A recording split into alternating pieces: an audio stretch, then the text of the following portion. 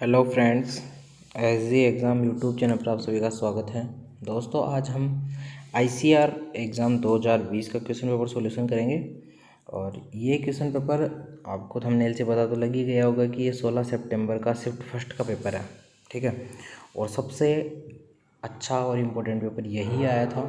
एक लेवल जो मेंटेन होता है पेपर का, वो लेवल का पेपर यही था आपका, ठीक है।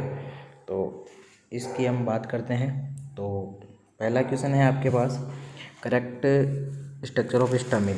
हिस्टामिन की सही संरचना आपको बतानी है। तो इसमें जो फर्स्ट ऑप्शन होगा यही इसका राइट आंसर है। इसकी हिस्टामिन की जो स्ट्रक्चर होती है उसमें इथाइल एमीन होता है। क्या होता है? इथाइल एमीन होता है। लेकिन पॉइंट यहाँ आ गया है कि इसमें भी थर्ड ऑप्शन में भी इथाइल एमीन है। तो फिर जो और पहचानने की दूसरे सिम्टम्स थे वो ये थे कि इसमें एक नाइट्रोजन, दोनों नाइट्रोजन ही डबल बॉन्डेड नहीं होते हैं, एक नाइट्रोजन सिंगल बॉन्डेड भी होता है। और फर्स्ट में यही ऑप्शन है, फर्स्ट ऑप्शन इसका राइट आंसर है, ठीक है। उसके बाद हम नेक्स्ट क्वेश्चन की बात करते हैं। अगला क्वेश्चन है आपका, adipic acid and tetramethyl diamine के कंडेंसेशन से कौन सी अभिक्रिया से क्या देता है ये? तो ये देता है नाइलॉन 66। फर्स्ट ऑप्शन इसका राइट आंसर हो जाएगा। उसके बाद नेक्स्ट क्वेश्चन है आपके पास, टेरिलीन के उत्पादन में प्रयुक्त होने वाला सर्वाधिक उपयुक्त उत्प्रेरक कौन सा है? तो टेरिलीन को फॉर्मेशन के लिए आपके पास zinc acetate and antimony trioxide, क्या zinc acetate and antimony trioxide, third option आपका राइट आंसर हो जाएगा। उसके बाद नेक्स्ट क्वेश्चन है आपका, पायरेन की करेक्ट स्ट्रक्चर आपको बतानी है। क्या बतानी है? पायरेन की आपको करेक्ट स्ट्रक्चर बतानी है। तो पायरेन की करेक्ट स्ट्रक्चर आपके पास फोर्थ वाली हो जाएगी। और इम्पोर्टेंट पॉइंट जो है, ये एरोमेटिक भी नहीं है, एंटी एरोमेटिक भी नहीं है, ये एलिफेटिक टाइप है। देखिए यहाँ पर इसमें ये वाला जो ये कार्बन है, ये वाला, ये देखिए ये आपके पास sp3 है। क्या? sp3 है। तो ये पॉइंट थोड़ा ध्यान रखना, फोर्थ ऑप्शन इसका राइट आंसर हो जाएगा। उसके बाद नेक्स्ट क्वेश्चन की तरफ हम चलते हैं। नेक्स्ट क्वेश्चन में आपसे पूछा गया है, एनिलीन की nitric acid and sulphuric acid से 288 केल्विन पर नाइट्रीकरण करने से जो फॉर्मेशन होता है वो आपको बताना है। तो इसमें तीनों ही उत्पाद बनते हैं, तीनों ही बनते हैं। आपके पास ऑर्थो भी बनता है, पेरा भी बनता है और मेटा भी बनता है। लेकिन जो ऑर्थो पेरा मेटा का जो रेशियो होता है परसेंटेज में, ऑर्थो पेरा और जो मेटा का, तो ये ऑर्थो सबसे कम 2% बनता है इसमें, पेरा इसमें 51% बनता है, पेरा 51% बनता है और मेटा आपका 47% बनता है। ये पॉइंट ध्यान रखना। तो सबसे इंपॉर्टेंट आपके पास यहाँ पर पेरा हो जाता है, पेरा के बाद में मेटा हो जाता है। अगर आपको दो ही ऑप्शन चूज करने हो तो आप पेरा और मेटा को चूज करोगे। तो राइट ऑप्शन कौन सा हो जाएगा? First is correct answer. Next question है आपके पास, positive Tollen test. Positive Tollen test कौन नहीं देगा? ये इंग्लिश में, हिंदी में थोड़ा मिस्टेक है, इंग्लिश में राइट है। यहाँ पर देखिए, यहाँ पर कौन सा सकारात्मक परीक्षण देगा और यहाँ पर नहीं देगा लिखा हुआ है। इंग्लिश में नॉट लिखा हुआ है, इंग्लिश में नॉट लिखा हुआ है। इसमें जो ऑप्शन है वो नॉट के हिसाब से ही होगा। तो ये जो टोलन है वो आपके एल्डिहाइड देते हैं। फर्स्ट ऑफ ऑल तो क्या है, टोलन टेस्ट है वो कौन देते हैं? एल्डिहाइड देते हैं। लेकिन आप देखोगे कि यहाँ पर एक एल्डिहाइड, दो एल्डिहाइड, तीन एल्डिहाइड है, ठीक है, तीन एल्डिहाइड है। तो इसमें आपके पास तीन एल्डिहाइड है। वन सेकेंड, एक बार थोड़ा सा देखिए इसको। तो आपके पास तीन एल्डिहाइड है। तो देखिए ये बेंजील्डिहाइड जो एरोमेटिक होते हैं वो टोलन टेस्ट नहीं देते हैं, ठीक है, तो ये भी नहीं देगा। सेलिसिली एल्डिहाइड है, ये भी आपके पास एरोमेटिक टाइप हो गया, तो ये भी नहीं देगा। आपका एसिटोफिनोन, ये तो कीटोनिक ग्रुप है, इसमें तो कीटोन है, तो ये वैसे नहीं देगा। आपका थर्ड ऑप्शन राइट ऑप्शन हो जाएगा, प्रोपेनेल। पॉइंट है, ठीक है। क्वेश्चन में आप मेंशन कर लेना कि नोट लिखा हुआ है वहाँ पर। आगे है नेक्स्ट क्वेश्चन आपका है, ये आपकी साइक्लिक एल्कीन है, इसकी आप कैमेनोफोर एस्टोएसोफोर से आप रिएक्ट करवा रहे हो।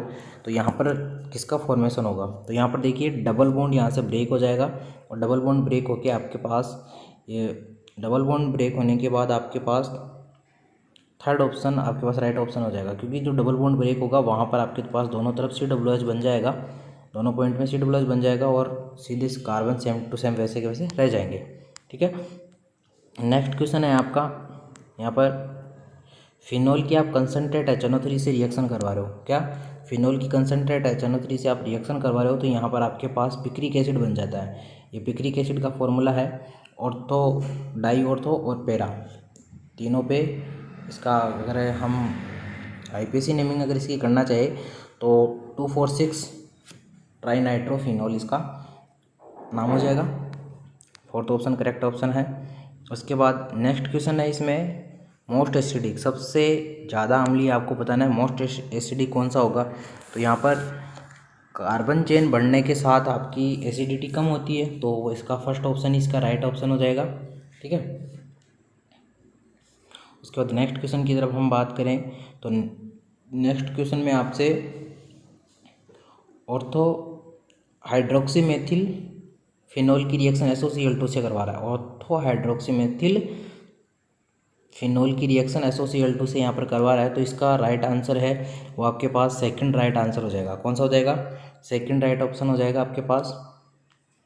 नेक्स्ट क्वेश्चन की अगर हम बात करें तो आपके पास है ये एल्किल हैलाइड है, इसकी एल्कोहलिक एसिड से एल्किल हैलाइड की एल्कोहलिक एसिड से रिएक्शन करवाने पे आपके पास बन क्या रहा है। तो एल्कोहल, देखिए 2 पॉइंट है, एक तो आपके पास एल्कोहल ही होता है, KOH हो या एल्कोहली सार एल्कोहली बेस होता है, और एक आपके पास एक्वस बेस होता है जिसको आप जलीय बोलते हो।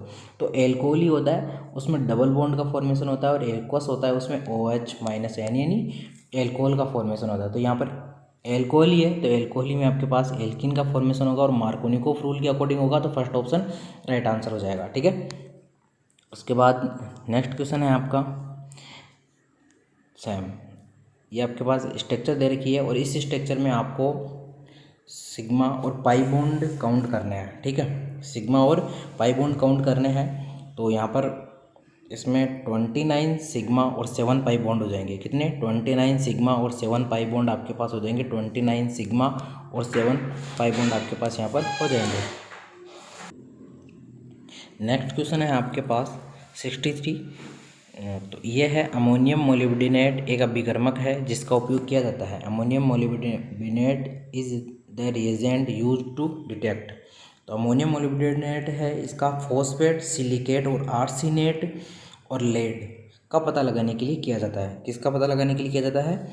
फॉस्फेट, सिलिकेट, आर्सेनेट और लेड का पता लगाने के लिए किया जाता है। तो इसका देखो सेकंड ऑप्शन आपके पास फॉस्फेट इसमें ऑप्शन में है, तो आपके पास फॉस्फेट वाला राइट आंसर हो जाएगा। लेकिन फॉस्फेट के साथ याद रखना सिलिकेट, आर्सेनेट और लेड तीनों का पता लगाने के लिए इसमें किया जाता है, ठीक है।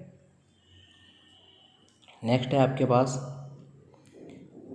कार्बनिक रिएक्शन, ऑर्गेनिक रिएक्शन आपको दे रखी है और इसमें पूछा है कि आपके पास यहाँ पर जो ए होगा वो ए क्या होगा। तो ए आपके पास जिंक होता है। क्या होता है?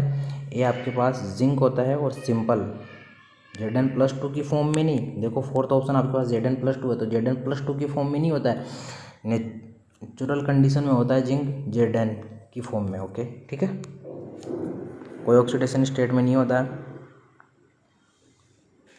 उसके बाद नेक्स्ट क्वेश्चन है, आपको करेक्ट ऑप्शन आपको चूज़ करना है। तो करेक्ट ऑप्शन में आपको बॉइलिंग पॉइंट ज़्यादा होता है सिस का ट्रांस की तुलना में। क्या होता है? देखिए इसमें पॉइंट आपके देखिए फर्स्ट ऑप्शन ही देखिए आपके पास, फर्स्ट ऑप्शन आपके पास ट्रांस ब्यूटुइन से सिस ब्यूटुइन का क्वथनांक बॉइलिंग पॉइंट है वो अधिक होता है। बिल्कुल राइट बात है, सिस का ज़्यादा होता है बॉइलिंग पॉइंट ट्रांस की तुलना में, ठीक है। बाकी के जो तीनों ऑप्शंस हैं ये सेम टू सेम उल्टे हो जाएंगे। सिस है वो नॉन पोलर नहीं बल्कि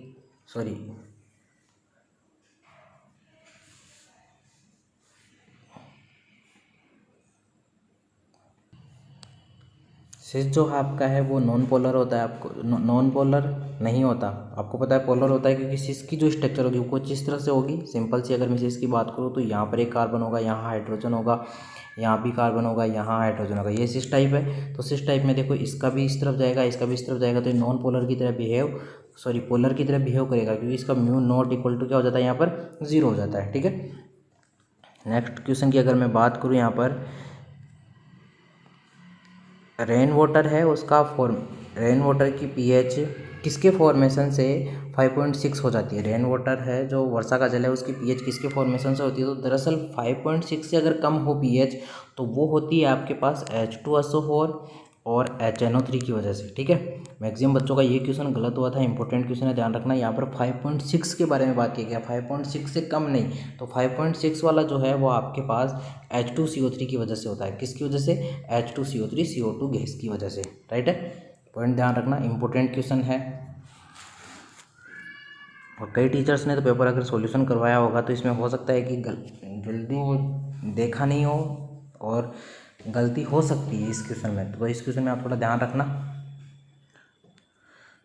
वैसे बाकी के पेपर सॉल्यूशन करवाने वाले टीचर तो मेरे से अच्छे होंगे, अभी अपना कोई इतना एक्सपीरियंस भी नहीं है, लेकिन जो भी चीज़ें हैं बिल्कुल करेक्टली बात करते हैं। ठीक है, नेक्स्ट क्वेश्चन है आपके पास, अगर परफिक्स पेटा लगाया जाए, क्या पेटा अगर परफिक्स लगाया जाए तो उसके लिए कौन सी वैल्यू यूज होती है, तो वो 10⁻15 को बताता है। किसको?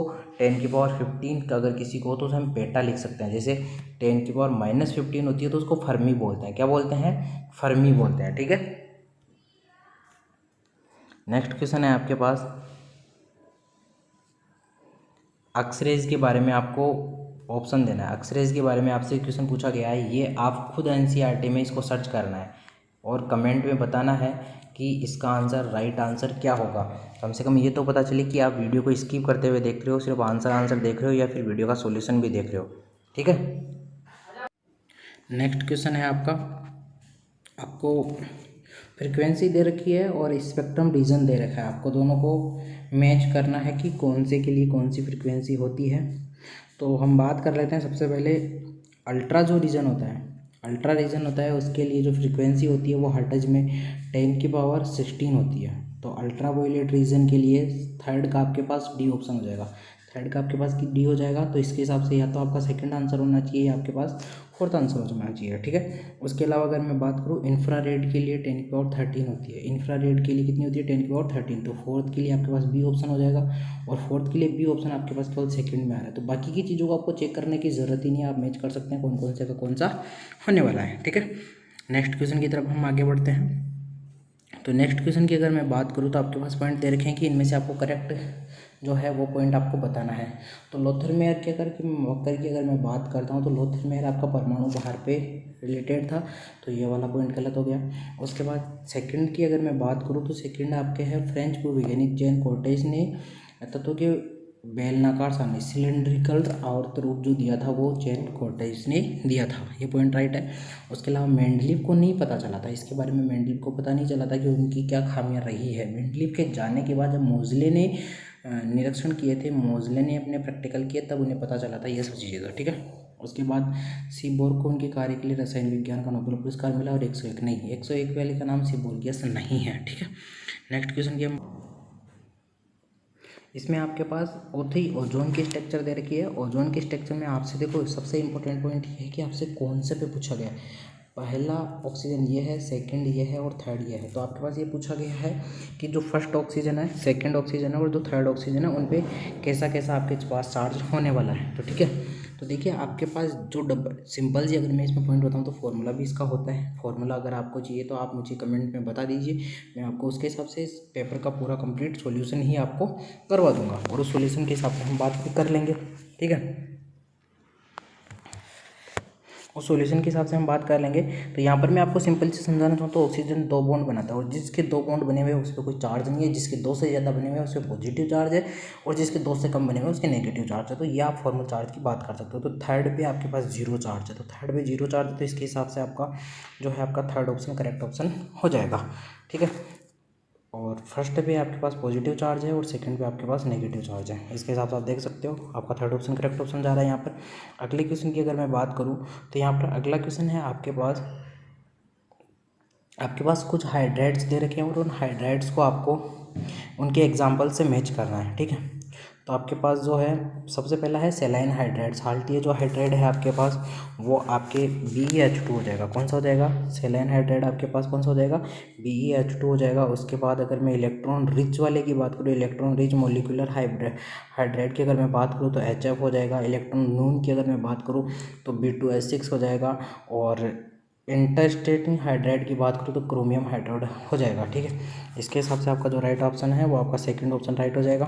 ठीक है, नेक्स्ट क्वेश्चन की अगर मैं बात करूँ यहाँ पर, तो आपका नेक्स्ट क्वेश्चन है आपके पास आपके पास ABC 3 अननोन कंपाउंड है और इन तीनों को आप 600 to 800 डिग्री सेल्सियस पे अगर आप इन तीनों को हीट करते हो तो आपके पास BeCl2 और कोई गैस प्रोड्यूस होती है। ठीक है, तो देखिए इसके लिए आपके पास जो राइट है, आपके पास तीनों कौन कौन से होने वाले हैं, तो वो आपके पास बेरिलियम का ऑक्साइड हो जाएगा, Cl2 गैस हो जाएगी और आपके पास कार्बन हो जाएगा। क्या हो जाएगा? बेरिलियम ऑक्साइड, Cl2 गैस और कार्बन। इसके लिए आपका फोर्थ ऑप्शन करेक्ट ऑप्शन हो जाएगा। ठीक है, या अगर इसको टेम्परेचर की अगर एक जनरल टेम्परेचर आपको दिया जाए, अब की बार जो एग्जाम हो उसमें क्वेश्चन आ सकता है कि कौन से टेम्परेचर पर रिएक्शन होती है, तो इस टेम्परेचर की अगर मैं बात करूँ तो 873 केल्विन आप टेम्परेचर बोल सकते हैं। ठीक है, नेक्स्ट क्वेश्चन की अगर मैं बात करूँ यहाँ पर, तो आपके पास दिया गया आपको सोल्यूबिलिटी बतानी है। दो आपके पास क्रिस्टल दे रखे हैं, उनकी सोल्यूबिलिटी बतानी है, लिथियम फ्लोराइड और सीजियम हाइड्राइड। तो दोनों की सोल्यूबिलिटी लो होती है, तो सेकंड ऑप्शन इसका राइट ऑप्शन हो जाएगा। ठीक है, उसके बाद नेक्स्ट क्वेश्चन की अगर मैं बात करूँ यहाँ पर आपके पास दे रखा है, तो करेक्ट इलेक्ट्रॉन नेगेटिविटी आपको बतानी है। विद्युत ऋणता का पोलिंग स्केल के अकॉर्डिंग आपको करेक्ट इलेक्ट्रॉन नेगेटिविटी बतानी है। तो सबसे जो कम इलेक्ट्रॉन नेगेटिव, वैसे इलेक्ट्रॉन नेगेटिविटी का जो खेल होता है वो सिंपल सी ये होता है कि पीरियोडिक टेबल में आप लेफ्ट टू राइट जाने तो इलेक्ट्रॉन नेगेटिविटी इंक्रीज होती है और अप टू अगर आप डाउन जाते हो तो इलेक्ट्रॉन नेगेटिविटी डिक्रीज होती है। ये मैक्सिमम रूल में है, लेकिन सभी जगह ये लागू नहीं होता है पॉइंट। ठीक है, तो अगर मैं इलेक्ट्रोनेगेटिविटी की अगर सिंपल से सीधे ऑर्डर की बात करूँ तो सबसे कम इलेक्ट्रोनेगेटिविटी होती है आपके इसमें एल्यूमिनियम की सबसे कम होती है।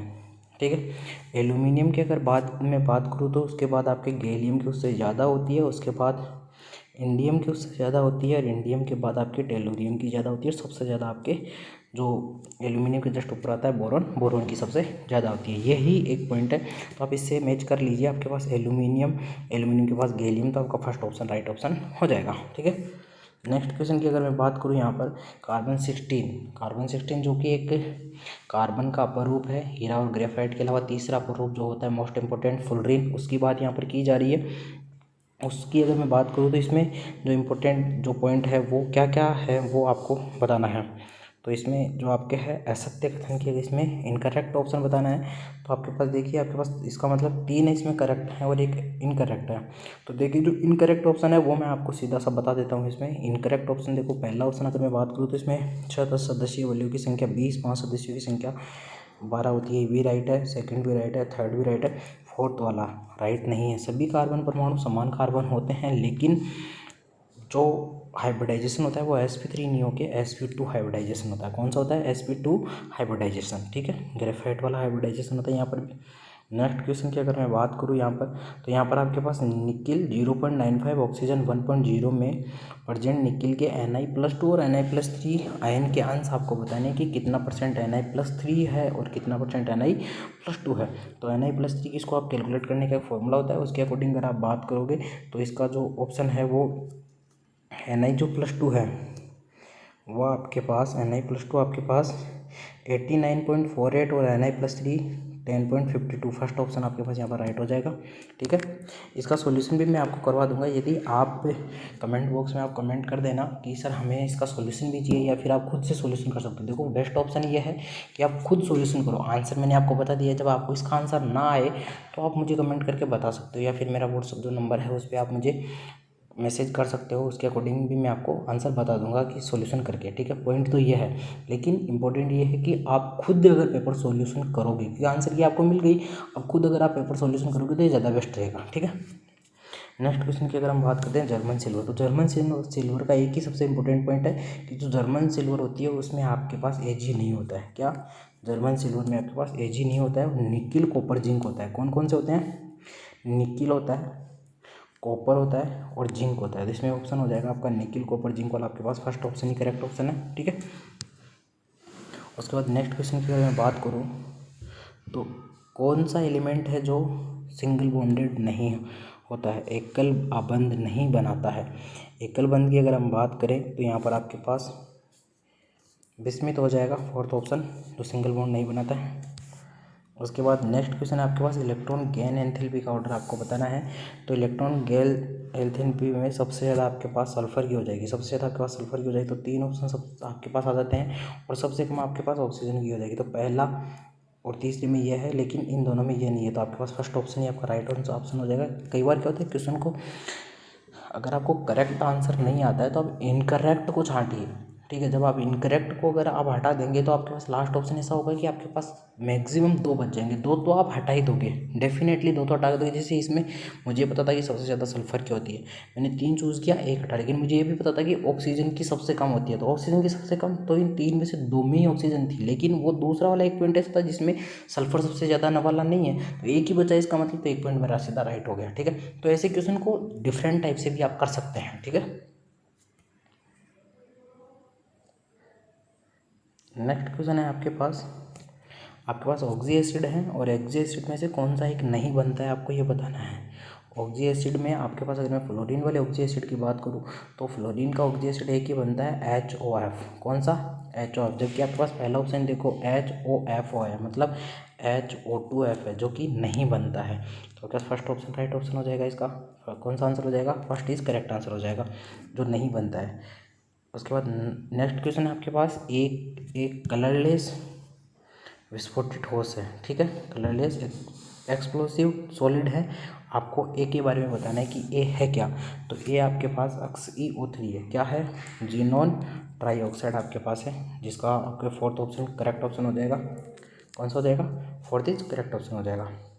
नेक्स्ट क्वेश्चन की अगर मैं बात करूँ तो आपके पास XYZ आपको इस रिएक्शन में बताने की XYZ आपके पास क्या क्या हो सकते हैं, ठीक है। तो आपके पास अगर XYZ अगर आप बात करो तो अक्स आपके पास MnO4 - 2 हो जाएगा, अक्स आपके पास क्या हो जाएगा, MnO4 - 2। आपने जैसे ही एक इलेक्ट्रॉन इसमें ऐड करोगे MnO4 माइनस में, तो एक नेगेटिव चार्ज बढ़ जाएगा, तो क्या हो जाएगा MnO4 - 2। और आप एक चीज़ नोटिस करेंगे, एक चीज़ आप नोटिस करेंगे कि इसमें केवल फर्स्ट ऑप्शन ही ऐसा है, क्या, फर्स्ट ऑप्शन ही ऐसा है जिसमें MnO4 - 2, और किसी में भी MnO4 - 2 नहीं है, तो आपको चेक करने की ज़रूरत ही नहीं थी, और आपका सीधा फोर्थ ऑप्शन करेक्ट ऑप्शन सीधा सीधा हो जाता। बाकी क्या आपको आए या ना आए, ठीक है। लेकिन जैसे अगर आप 4 हाइड्रोजन अगर आप ऐड करते हो H+, तो MnO2 बनता है, और अगर आप 8 करते हो तो आपके पास Mn+2 बनता है। ये पॉइंट आपको याद रखना था, ठीक है।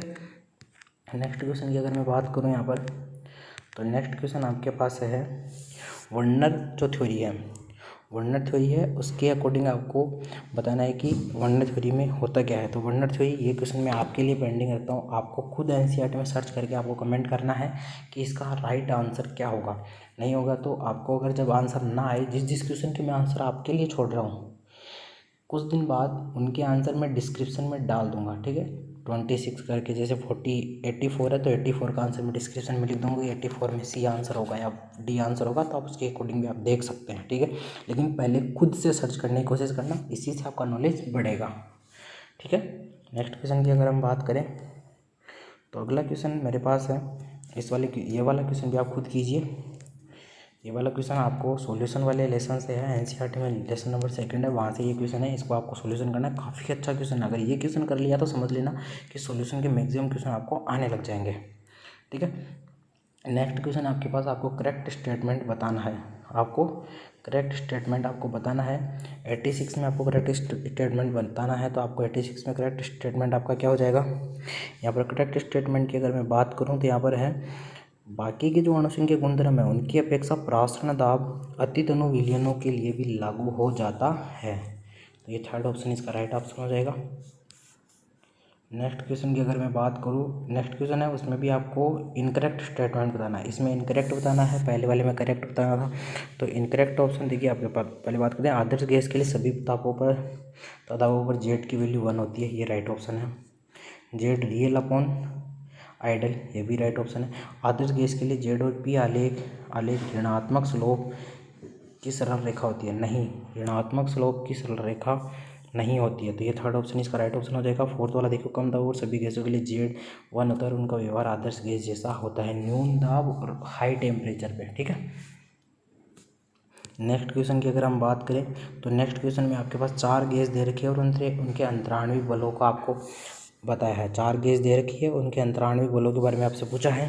तो ये इसी लेसन का है, आपको देख लीजिए। मैं बता देता हूँ, CO2 और NH3 का ज़्यादा होगा आपके पास O2 और N2 से, ठीक है। तो आप उसके अकॉर्डिंग भी आप देख सकते हैं। अंतराणु बल आपको यहाँ पर क्रांतिक ताप दे रखा है, उससे आपको पता चल जाएगा, पॉइंट है, ठीक है।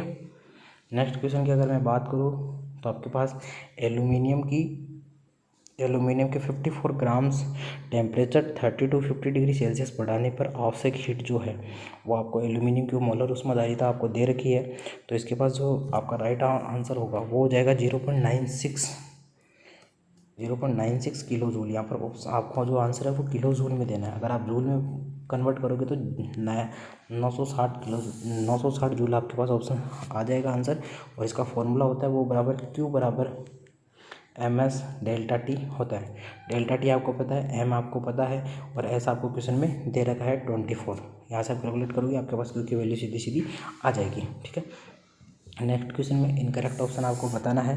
तो इनकरेक्ट ऑप्शन की अगर मैं बात करूँ यहाँ पर, तो आपको 90 क्वेश्चन में आपको बताना है इनकरेक्ट ऑप्शन। तो देखिए, फोर्थ ऑप्शन देखो, फर्स्ट ऑप्शन की अगर मैं बात करूँ तो डेल्टा G 0 के साथ क्वेश्चन है, delta not G equal to 0 के साथ के लिए मापदंड है। ऊष्मागतिकी अद्वितीय ने व्याख्या करता है कि यह स्वतः परिवर्तित ऊष्माक्षेपी अभिक्रियाओं के लिए इतनी सुलभ क्यों है। डेल्टा U उत्क्रमणीय व अनुत्क्रमणीय परिक्रमों में भेद कर सकता है, बिल्कुल राइट ऑप्शन है। नेक्स्ट है आपके पास अभिक्रिया कैल्शियम ऑक्साइड CO2 से रिएक्ट करके COCO3 बनाता है तो मुक्त ऊष्मा CaCO3 की विभाजन एंथैल्पी नहीं है। यही आपका करेक्ट ऑप्शन है, जो मतलब इसमें उल्टा दे रखा नहीं है की जगह है होना चाहिए, ठीक है। नोट की जगह राइट होना चाहिए, और यही ऑप्शन आपका फोर्थ ऑप्शन करेक्ट ऑप्शन हो जाएगा। नेक्स्ट क्वेश्चन की अगर मैं बात करूँ तो यहाँ पर आपको ऑक्सीडेंट और रिडक्टेंट आपको बताना है, ठीक है।